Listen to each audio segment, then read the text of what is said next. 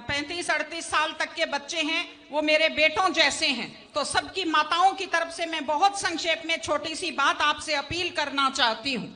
जो कौम अपनी बड़ाई करती रहती है, अपना आत्मचिंतन नहीं करती, उसकी गति रुक जाती है प्रगति की। पहले भी बात कही गई, लेकिन मैं 3 चीजों की तरफ आपका ध्यान दिलाना चाहती हूँ। हमारी युवा पीढ़ी बड़ी आकर्षित हो रही है। एक नशे की आदत, एक अपराधों की तरफ आकर्षण, और एक लापरवाह तेज ड्राइविंग के प्रति आकर्षण। नशे का तो ये हालत है, मैं देखती हूं इसको बुराई नहीं समझते, लोगों ने इसको फैशन समझना शुरू किया है। फेसबुक पर बड़े शान से डालते हैं, भाइयों फलाने भाई के 2 दुकानें निकल गई हैं। तो क्या ये प्रसाद बांटने की बात है? महिलाओं के नाम से लॉटरी डाली एप्लीकेशन लगाते हैं, और महिला जो घर की लक्ष्मी होती है उसका नाम बाजार में दारू के ठेके के ऊपर लिख देते हैं। ये ठीक चीज नहीं है। नशा घर को बर्बाद करता है, प्रतिष्ठा को बर्बाद करता है, और महिलाएं तो बहुत दुखी हैं इस चीज से।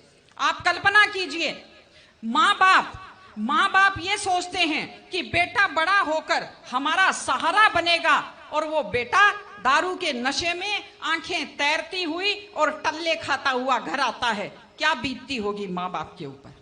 सारे अपराध नशे के कारण होते हैं, सारे एक्सीडेंट नशे के कारण होते हैं। इसलिए इस चीज से दूर रहने की जरूरत है। और मैं आपको साफ साफ कहती हूं, याद रखिए मेरी बात, आपका युवा का सबसे बड़ा दुश्मन वो है जो आदमी पहली बार आपको ये कहता है पी लो बियर दारू नहीं होती, पी लो, बड़े आदमी भी सारे दारू पीते हैं। वो आपका सबसे बड़ा दुश्मन है। चाय की आदत भी छूटनी मुश्किल हो जाती है। दूसरी चीज अपराध। एक खास चीज जो मैंने देखी बड़ी नकारात्मक, अपनी जाति के अपराधियों का पक्ष लेना शुरू कर दिया है सबने। पितर बना दिया है अपनी जाति के अपराधियों को। ये अपराधी खुद बर्बाद होते हैं और अपने पीछे पूरी युवा पीढ़ी को बर्बाद करते हैं। मैं आपको एक उदाहरण देती हूं। एक ऐसे शख्स, एक ऐसे खिलाड़ी दिल्ली के, जिन्हें आज मेडल जीते हुए लोगों की गिनती में होना चाहिए था पहलवानी में, अपराध के कारण आज दिल्ली में जेल की सलाखों के पीछे बैठे हैं। ये हमारे लिए दुख की और शर्म की बात है। और तीसरी चीज, तेज ड्राइविंग। 1 लाख युवक, बाकी बड़े उम्र के लोग अलग हैं, 1 लाख युवक जान गंवाते हैं हर साल लापरवाह ड्राइविंग के कारण। आप सोचिए, 25 साल लगते हैं एक बच्चे को पालकर बड़ा करने में, और 25 सेकंड में लापरवाह ड्राइविंग के कारण वो लाश में बदल जाता है। क्या बीतती होगी उस मां के ऊपर जो अपने जाते हुए बेटे की पीठ देखती है और आते हुए बेटे का मुंह नहीं देख पाती।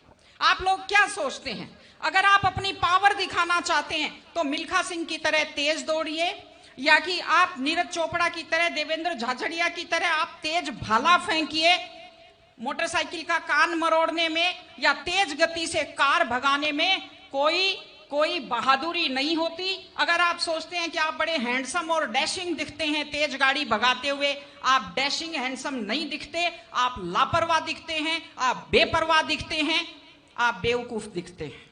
इसलिए कम से कम सड़क पर जब भी गाड़ी चलाएं, आप ध्यान से गाड़ी चलाइए। आपकी जिंदगी आपके माता पिता की भी है।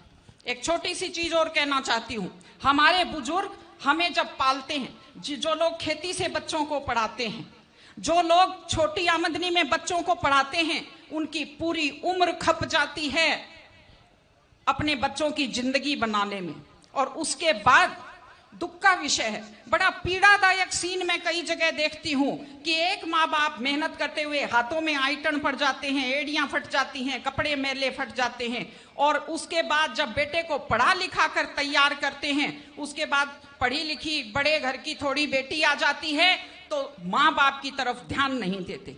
आज हमारे 60-70% घरों में हालत यह है कि बुजुर्गों को रोटी तो मिल रही है लेकिन इज्जत से रोटी नहीं मिल रही। इस चीज को बदलने की जरूरत है।